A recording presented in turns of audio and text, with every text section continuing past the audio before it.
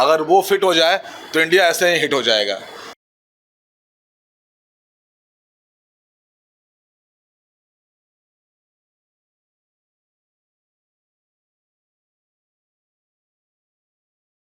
तो पढ़ने में बच्चा तेज़ हो, इसका फाइनेंशियल प्रॉब्लम नहीं हो, मतलब ज़्यादा हो, वो पढ़ नहीं पा रहा पैसे की वजह से, तो वैसे बच्चों को हर एक स्टेट से 2 4 5 बच्चों को हम लोग सेलेक्ट करेंगे, हमारे ये जो डिस्ट्रिक्ट है बिहार के, और वैसे बच्चों को हम लोग कोशिश करेंगे कि 1 साल की फ्री पढ़ाई करवाएं अपने ऑर्गेनाइजेशन के अंदर। पनोरमा ग्रुप, जो सोचता है वो करता है। नमस्कार, आप देख रहे हैं न्यूज हाट। मैं हूं चंदन झा और हमारे साथ हैं डॉक्टर रजनीकांत। डॉक्टर साहब, बहुत बहुत स्वागत है न्यूज हाट में आपका। जी बहुत बहुत शुक्रिया सर। आज कोचिंग में बैठ गए हैं। मुझे लगा कि जहाँ मेरी ज़रूरत हो वहाँ मुझे होना चाहिए जी। बहुत मतलब इधर उधर का सेवा बहुत हुआ, मुझे लगा कि जो आने वाले भविष्य हैं अगर वो फिट हो जाए तो इंडिया ऐसे ही हिट हो जाएगा। तो मुझे लगा कि जैसे बच्चे मतलब अपना बॉडी बैलेंस नहीं कर पाते हैं, पढ़ने के चक्कर में ठीक से बैठ नहीं पाते हैं, सो नहीं पाते हैं, तो उन लोगों को क्यों नाम चल करके जितना हो सके ट्रीटमेंट दे, और इससे ज़्यादा मैं उन लोगों को समझा सकूं कि ये जो बैठने का तरीका है सही पोस्चर ये है, सोने का जो तरीका है सही पोस्चर ये, और बैठ के लॉन्ग सिटिंग मतलब पढ़ने का तरीका जो ये है।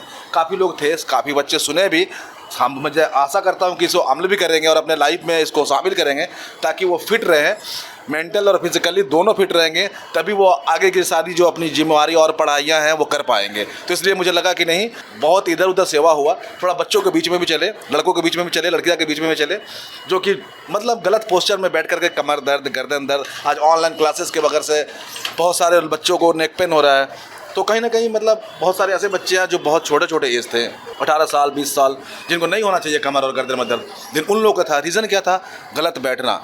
उन लोगों को पता नहीं था कैसे बैठना है, वो बैठ करके पढ़े जा रहे थे, उनके पास एक ही ऑप्शन था पढ़ाई। अरे पढ़ाई ठीक है, पढ़ रहे हैं आप, पढ़ करके जब कमर में दर्द हो जाएगा, चल नहीं पाएंगे, तो फिर पढ़ाई क्या हो? आप चलिए बहुत बहुत बहुत अच्छा पढ़ते हैं, रिटेन सारा निकालते हैं, फिजिकल अनफिट हो जाते हैं, तो फिर फ़ायदा है। तो मुझे लगा कि जो मगर हमारे मिथिलेश सर उनको अगर गाइड कर रहे हैं मेंटली, और ये जो भी इनका जो स्टडी में सपोर्ट कर रहे थे, मुझे लगा कि मैं इनको क्यों नहीं फिजिकली सपोर्ट करके, और मैडम जो हैं योगा टीचर, इनको थोड़ा मेंटली सपोर्ट करके इस चीज़ को आगे बढ़ाया जाए और बिहार के एक अलग दिशा दिया जाए। जी, मतलब हेल्थ अगर फिट है तो सब हिट है।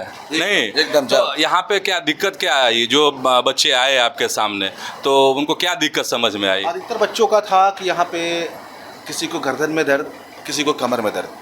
गर्दन में दर्द इस कारण से हो रहा था कि जैसे वो बैठ करके लॉन्ग टाइम पढ़ाई करते हैं, अब पढ़ने की चाहत है भाई, जॉब भी निकालना है, घर से भी प्रेशर है, बहुत सारी प्रकार की दिक्कतें हैं, तो ये सब सारी चीज़ों को देखते हुए मैंने देखा कि गर्दन की प्रॉब्लम ज़्यादा है, गर्दन और बैक का। तो मैं उन लोगों को ट्रीटमेंट किया और साथ में बताया भी कि कैसे रहना है, कैसे चलना है, कैसे बैठना है। अच्छा, तो पैसा लिए होंगे कोचिंग में आए तो? बिल्कुल पैसे की बात ही नहीं है पैसे की बात ही नहीं है।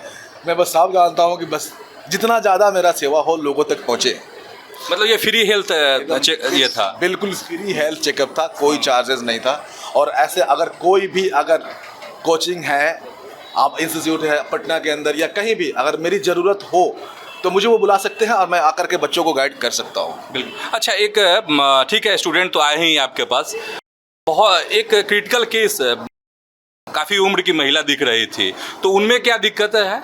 उनमें दिक्कतें हैं कि उनकी नेक के सारी जो है वर्टिब्रा, जिसको हम लोग स्पाइनल कॉर्ड भी कहते हैं, बगल से जो सारे ब्लड वेसल्स निकलते हैं, वो काफ़ी कंप्रेस्ड हो चुके थे और बैक का भी नस जो है काफ़ी दब चुका था। इसके कारण उनके वोकल कॉर्ड में भी प्रॉब्लम था, जो वॉइस क्लियर नहीं हो रहा था। तो मैंने कुछ नहीं पर सारे वर्टिब्रा को सीक्वेंस ऑर्डर में सेट किया और थोड़ा वोकल कॉर्ड को एडजस्ट किया, ताकि उसके बाद आप देख पा रहे थे कि वो ईजिली बोल भी पा रही थी। पहले जो वर्ड क्लियर नहीं बोल पा रही थी, लेकिन आफ्टर एडजस्टमेंट वो वर्ड क्लियर बोल पा रही थी।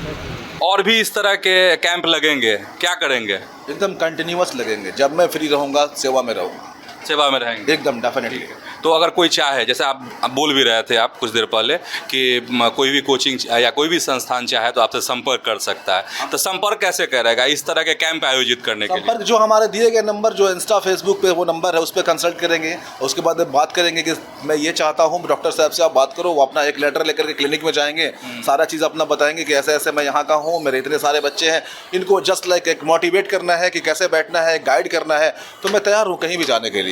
ठीक है, जरा मिथिलेश जी कोचिंग तो आपकी है, ठीक है, तो कैसे दिमाग में आया कि जरा डॉक्टर साहब को बुलाएं और सबका हड्डी उड्डी फिट करवा दें? जैसे सर हम लोग डिफेंस सेक्टर का तैयारी करते हैं, करवाते हैं, तो इसमें बच्चे जो होते हैं हम लोग एजुकेशन से पहले तैयार करते हैं, करने के बाद जब फिजिकली उनको तैयार करके जब दौड़ने के लिए ले जाते हैं ग्राउंड में तो उनको बहुत सारी दर्द आती है, तो वो अंग्रेजी डॉक्टर के पास चले जाते हैं। तो वहाँ पर जाने के बाद पैसे बहुत ज़्यादा लगते हैं, तो बच्चे बोलते हैं कि सर अब मेरा यहाँ से नहीं होगा, अब वहाँ से वो निराश हो जाते हैं। बाकी सर से मेरी बातचीत हुई तो सर बोले कि बिना दवा बिना आंतों का, मैं देखा वीडियो के माध्यम से, लोग बतलाए, देखे, फिर सर के पास गए, सर के पास नहीं टाइम होने के बाद भी वो सर बोले कि नहीं, जब ऐसे बच्चे को है तो एक नहीं, अगर बिहार के एक एक कोना में कहीं भी अगर मेरी ज़रूरत होगी सर बोले तो मैं उस जगह पर जाऊंगा। जैसे बिना दवा का इलाज हो रहा है ये हड्डी का, उसी तरह ये बिना पैसे के अगर घर में किसी के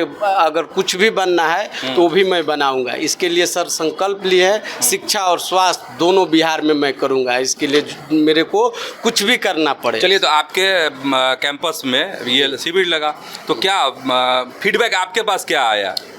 फीडबैक यही है सर कि जो भी बच्चा यहाँ आए, बहुत सारे बच्चे मेरा दिक्कत में थे, वो यहाँ आए तो बहुत अच्छे महसूस कर रहे हैं। सर को पहले से भी जान रहे थे, मैं भी बतलाया तो बहुत खुश हुए कि नहीं सर ज़रूर एक बार बुलाइए। तो बहुत खुश होकर सुबह इतना बारिश होने के बाद भी पूरा बच्चे देख रहे थे कि एकदम 4 बजे सुबह से ही लाइन लगे हुए थे और सब बच्चे आए।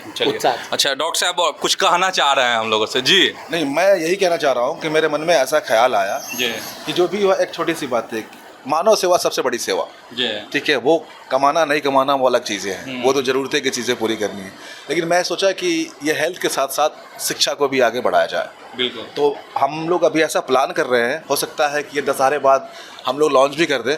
हम लोग की चाहत यही है कि बिहार के जितने ऐसे बच्चे हैं जो पढ़ने में हैं लेकिन फाइनेंशियली बहुत वीक है, जो पैसे की वजह से पढ़ नहीं पा रहे हैं, तो वैसे हर एक जिला से मैं यही चाहूँगा कि एक सिंपल सा जो छोटा सा एक एग्ज़ाम को कंडक्ट करेंगे। उसमें जो पढ़ने में बच्चा तेज़ हो, जिसका फाइनेंशियल प्रॉब्लम नहीं हो, मतलब ज़्यादा हो, वो पढ़ नहीं पा रहा है पैसे की वजह से, तो वैसे बच्चों को हर एक स्टेट से 2, 4, 5 बच्चों को हम लोग सेलेक्ट करेंगे, हमारे ये जो डिस्ट्रिक्ट है बिहार के, और वैसे बच्चों को हम लोग कोशिश करेंगे कि 1 साल की फ्री पढ़ाई करवाएं अपने ऑर्गेनाइजेशन के अंदर। और भी जितने सारे हैं जो कि बहुत सारे टेस्ट वगैरह कहीं कहीं भी होता है, जो कि ऐसे सारे स्टूडेंट हैं जो 100 रुपये भी पे नहीं कर सकते हैं, उन लोगों के लिए भी मैं कोशिश करूँगा कि मैं जितना कर पाऊँ, ज़्यादा तो नहीं कर, मैं अपने हक का जितना कर पाऊँगा मैं उन लोगों के लिए अक्सर खड़ा मिलूँगा, और ये अक्सर अभी कोशिश करूँगा कि उन लोगों के लिए भला करूँ। और ये अगले ये आपका दशहरा बाद से मैं स्टार्ट करने, तो बड़ी घोषणा कर रहे हैं आप? हाँ जी। नहीं, चलिए, बहुत बहुत धन्यवाद न्यूज़ हाट से बात करने के लिए। धन्यवाद।